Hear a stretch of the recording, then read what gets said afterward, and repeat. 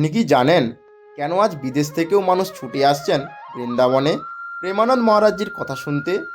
শুধু সাধারণ মানুষ নয়, বড় বড় ব্যবসায়ী, ফিল্ম ইন্ডাস্ট্রির সেলিব্রিটি, স্পোর্টস পার্সন, এমনকি বিদেশি ইনফ্লুয়েন্সরাও তার সৎসঙ্গে উপস্থিত হন। কারণ প্রেমানন্দ মহারাজজি ধর্মকে কখনো ভয় বা অন্ধবিশ্বাস দিয়ে বোঝান না। তিনি শেখান মানুষের ভিতরের শান্তি হলো আসল শক্তি। অনেক মানুষ দাবি করেন তার কথা শুনে তারা ডিপ্রেশন, স্ট্রেস আর জীবনের হতাশা কাটিয়ে নতুনভাবে বাঁচার সাহস পেয়েছেন। সবচেয়ে অবাক করা বিষয় হলো ভারতের বাইরেও তার ভক্ত সংখ্যা দ্রুত বাড়ছে। বিদেশি ভক্তরা পর্যন্ত কৃষ্ণ ভক্তি ও ভারতের সংস্কৃতির প্রতি আকৃষ্ট হচ্ছেন তার প্রভাবে। স্পোর্টস পার্সন থেকে শুরু করে ফিল্ম ইন্ডাস্ট্রির পরিচিতি মুখেরাও পর্যন্ত বলেন তার সরল জীবন আর গভীর কথা তাদের মানসিক শান্তি দেয়। প্রেমানন্দ মহারাজজির সবচেয়ে বড় বার্তা, অহংকার ছেড়ে ভগবানের নাম নিলে জীবন বদলাতে শুরু করে।